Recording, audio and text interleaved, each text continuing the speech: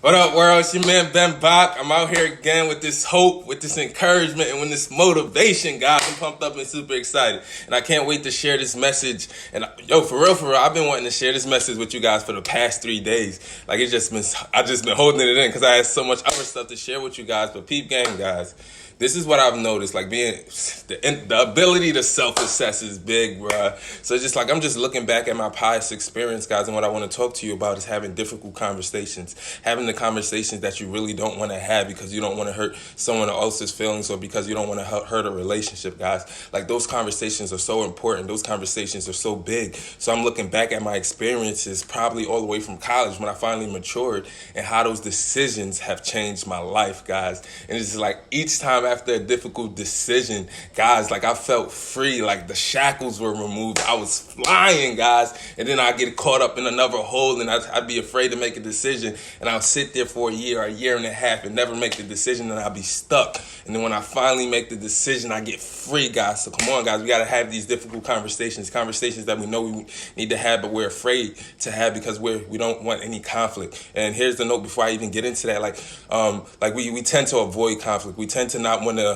hurt people's feelings. And look, we tend to avoid pain. And look, guys, if we go through our lives avoiding pain, avoiding conflict, and not wanting to deal with our problems, guess what, guys? If we avoid it all our lives, how are we ever going to find out how to solve the problems, how to overcome the problems? Because guess what? Like problems are a part of life no matter what. So if we continue avoiding problems, we'll live our lives without developing the skill to solve problems, to resolve conflicts, and to get better. And that's why, like, we gotta have these difficult conversations, get there and get it done with, and just move on for your life. So here's the stories, guys. So I'm gonna go back all the way to high school. I'm being fully transparent here, guys. So it's just like, no, not high school. I'm going all the way back to college, man. College, I was in love with a woman, and it's just like from freshman year all the way until probably my senior year, like we dated, and come my senior year, like something came, or my senior year, something came over me, God. And it's just like I got in alignment with God, and it's just like God was just like, yo, you got to end this relationship. And it's just like as much as I loved the relationship, as much as the relationship was cool and stuff like that,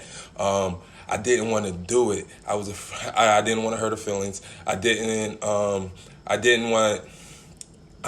want people to be like, yo, what happened? Like, why did he do that? And it's just like, I was just so focused on what other people would think about me deciding to end that relationship that I was afraid to end the relationship. But God gave me the courage to go ahead and do that. And after that, I felt free. And in the moment, like it seemed like a bad decision, but I still I've spoken to the woman, and it's just like, looking back, she understands like why that was a good decision, and we can laugh at that now, you know. So just like in the moment, like it's not easy. In the moment, it seems like, yo, the world is against you. But when you look back at a decision, if you've made it from your heart, from something that you know is really true, go ahead and make that decision. And when you look back on it, you'll realize how important it was for you to make that decision and go on and do what it is that you wanted to do. Then I'm gonna go to the second one. The second one is me and my mom, guys. So it's just like, and I'm gonna give you two examples with my mom. So it's just like, I remember I came back from college. I'm a beast. I'm about to get married and all that other stuff. I'm at home and stuff for probably about 6 to 8 months after graduating from college,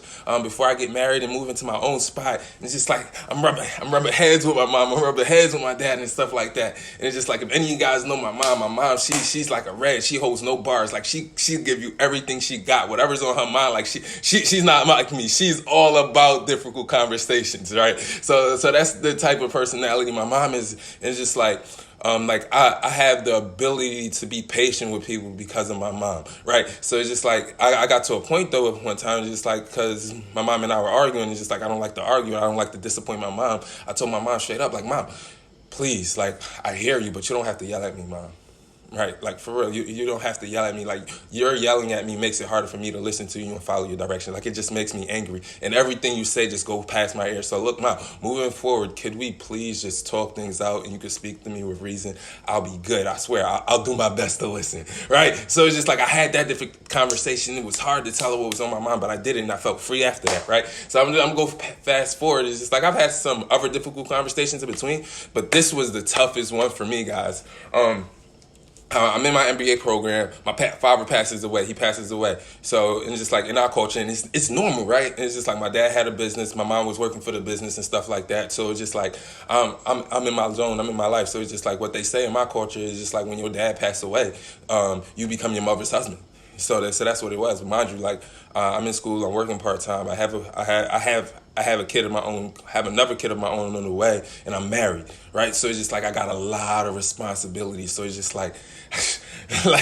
I'm just being pulled in so many different directions, guys, and I remember like for the first 6 months, like it wasn't a problem because and this is strictly business. Like if my mom herself needs anything, like I'm there. Like if she's having any problems, but now what I've learned to do, I'm separating my mom's needs from her business needs, and that's what I did. So it's just like it got to a point where it's just like, yo, I'm stretching myself thin, and it's just like I was a part of the ET Game Changers program, and that was something I was really passionate about.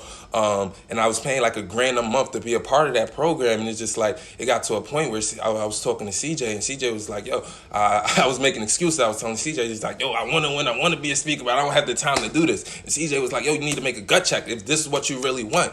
And it's just like at that point in time, I told myself, no, like being a motivational speaker is not what I really want. And at this point in time, why? Because I'm more concerned with making sure my mom is okay after my dad died. So right now, like I'm gonna back away from this Game Changers program. I'm gonna back away from this goal of being a professional speaker. I'm gonna focus on making sure my mom is okay after my dad is passed. But guess what, guys?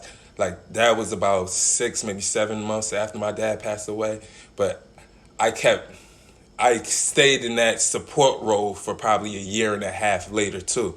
So it's just like I remember talking to my wife. It's just like, yo, I love my mom. I care about my mom. But it's just like this is a business. It's just like it's certain things she asked me to do within the business that she could easily pay somebody else to do. Like I don't have to do those things. Those things to delegate. Like I'd love to do the things that somebody else can't do. Like if it's an impossible problem, I'm there. But if there's somebody else that can do that, like I don't have to spend my time doing that. So it's just like because I have a wife, I have kids, I got business, and I got all that other stuff. And it's just like I used to take out the trash. I used to pull up the gates every now and then. I used to go to the store after work, and I spent like 2, maybe 3 hours helping her out. I go there on Sundays and stuff like that. Whenever she needed the day off or whatever on a whole day, and I'll go there. And it's just like I remember what I told my mom before I made the decision to confront her. It's just like, yo, mom, I love you, but what I want to do is I want to show you exactly how this business works. Once I show you how this business works, what I'd love for us to do is go ahead and hire some more people so you can have some help. So it's just like when I disappear, you're good. Like we never, like I trained her, yeah, absolutely. I showed her everything to do, but we never got to the point where we were able to hire some more people. And I'm just like, Mom, we need to hire people. Mom, we need to hire people. And it's just like that. It became an argument before us. And then I finally got to a point where, Mom, if you're not going to hire people, I just got to let you know I'm gone.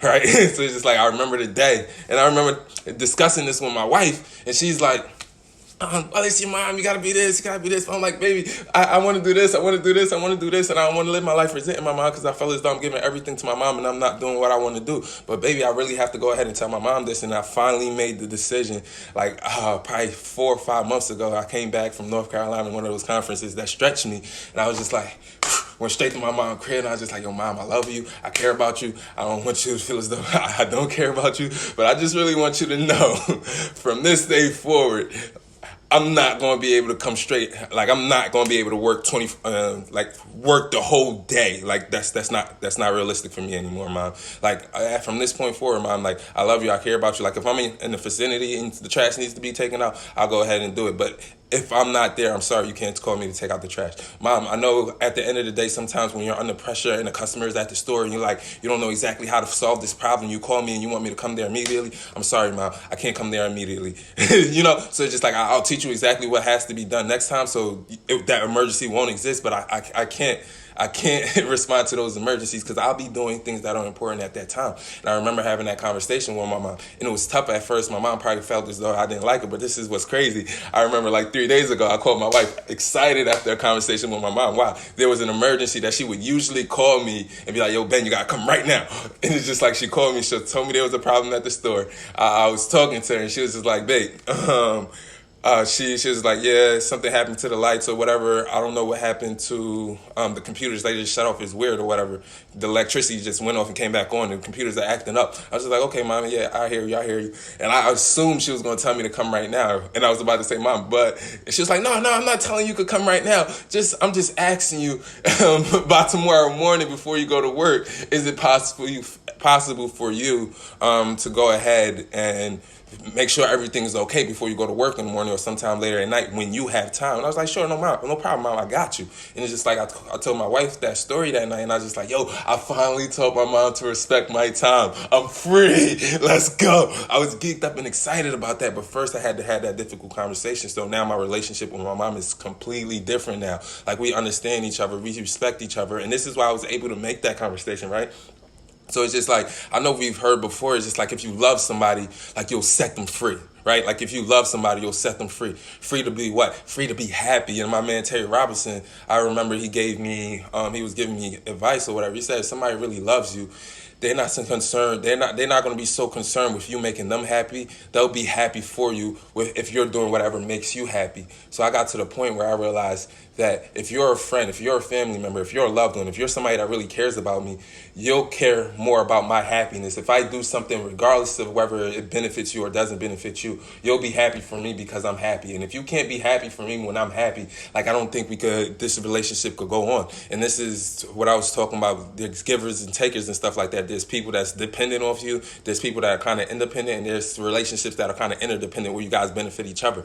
So that's big. So noticing the people that are around you, like, are they completely dependent on you, and are they draining you when you could be doing something else? Like, that's big. Just identifying your circle, right? And so I'm gonna skip that. And it's just like at work recently or whatever, and it's just like, I probably won't go into as much details with the work, but it's just like, I remember I was a sucker. I was a little punk kid when it came to work, when it came to like demanding what I was worth at work, when it came to like wanting to ask for days off, when it came to wanting to take vacations, when it came to coming into work late, when it came to like, I just wanted to be strictly by the book, guys. It's just like, it's crazy. Like, I was afraid to ask for days off, even though I had vacation days. I wasn't sure which days would be okay. I didn't want to come in late, even though I know I had something to do important. It's just like, I was just so committed to the company because I didn't want to be fired or all this other stuff that I neglected my personal life. So it's just like, and it's just like, this is not what happened with my company, because I work for a really awesome company. Like, they treat their employees well, but it's just like,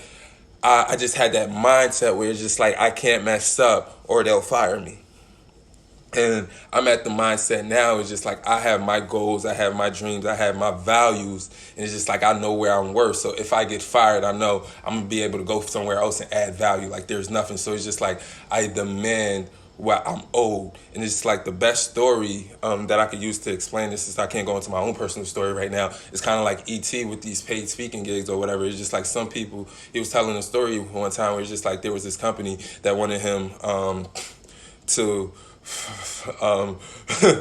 they wanted them to fly across the country, right? Then fly across the country again, then get off a plane and drive 2 hours, and then do a speech, and then drive 2 hours back to the airport and go back home and then do another speech or something like that. They just wanted him to do the impossible. And then I don't know how much they were paying him, and he was just like, yo, that's just not worth it.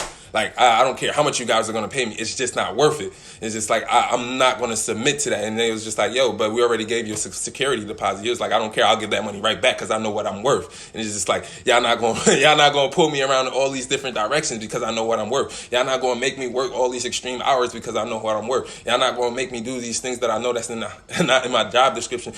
Well, there's a little gray areas here, guys, but you know what I mean. Just like, we all know where that line is crossed, and we got to be able to stand up within ourselves and be like, yo, you just crossed this line. Like, this line shouldn't be crossed. And it's just like, this brings me back to Malcolm X. Like, I read his book so long ago. It was just like, yo, if you don't stand for anything, you'll fall for everything, kind of. Or you'll fall for anything. And that's what happens, guys. So it's just like, I was falling for a lot of gimmicks. I was falling for a lot of tricks because I didn't stand up for anything. And what do I mean, standing up for anything? When I didn't stand up to myself, because it's just like, yo, we got to stand up inside ourselves and listen to that little voice inside, guys. Because it's like, there's this voice inside of us that knows exactly what we need to do and when we need to do it. But there's this other voice in our heads that's like, a voice that I call worry, a voice that I call fear, a voice that I call doubt. And it's just like, if we don't stand up to those voices in our heads, it's impossible to stand up to those people outside. And my man Les Brown said, yeah, there's demons on the outside, but there's demons on the inside. There's enemies on the outside. But it's just like the most important enemies, guys, is the ones that are within, the ones that are within our heads, like our own personal problems. If we could deal with those demons, guys, the problems that we have in the outside world, or with people, with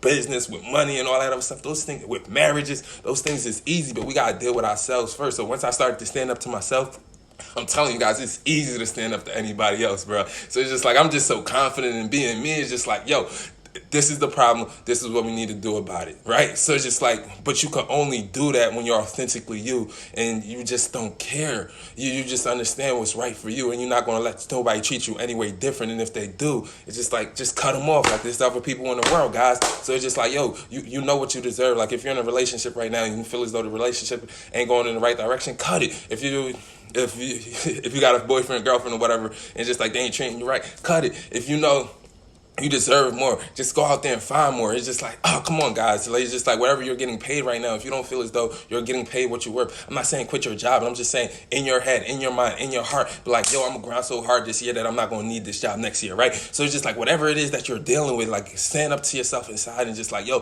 this is the last time, this is the last day that I'm ever gonna accept this type of result in my life. Like, I am going to personally do something to change this. I was listening to something this morning or whatever. It was about a married couple or whatever. They had their differences and stuff like that, or whatever, they gave their lives to God or whatever, and it's just like, damn, I want to go into the story, but I don't want to go into the story, but I'm going to the story. All right, so it was this pastor or whatever. He was pretty much talking about his relationship with his wife, right? And what the pastor was saying is just like, yo, when I was married, like I got married, we had kids and all that other stuff, but my wife, when she was in a relationship, all the relationships in her past, she was always abused, right? And because she was always abused, she was always hurt. And then when she got in a relationship with me, the person that was abused became the abuser. So that means she was abusing me. And it's just like, and I abused her back, but he never laid a hand on her. But what he did was he ignored her. He's just like, he put that cold shoulder. He wasn't going to be abused. Like he didn't like he just cut her off, cold shoulder. It's just like, but we're married though. And it's just like, that was a strain on their relationship.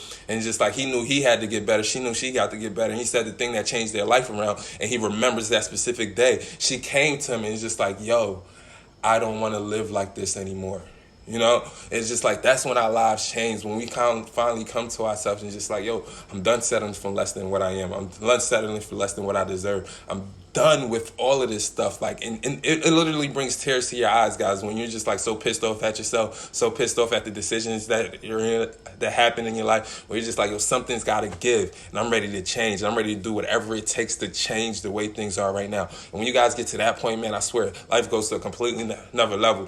So, look, I'm going to stop right there, man. I seen so many people jump on this joint tonight, man. So I'm so pumped up and geeked up and excited for you guys. Like, this is definitely a year that is going to change our lives. Like, we are going to do such incredible things in this last quarter of 2019, and 2020 is going to be way bigger, guys. Like, so guess what, guys? So look, this is the year we step up, set new standards, defy odds, and dominate, guys. We got to step up, set new standards, defy odds, and dominate. Why, guys? Because dreams do come true. But number one, we have to dream it. Number two, we have to believe it, guys. And number three, we got to grind every single day until we achieve it. Look, guys, thank you so much for listening, guys. So look, I'm going to actually scroll through the comments. I see people watching. My man, Crystal, John, Eric, I see you. Day, what's up? Valencia, I see you too, man. Yo, I appreciate you guys so much for jumping on this call, man. Like, we definitely going to do some big things. Valencia, definitely, right? I see you dominating. King Queen, you killing it too. I see you guys. I'm coming right into my voice, guys. You guys rock so hard. Like, we definitely going to crush it this year, and I can't wait to see all you guys win. Let's go. Peace.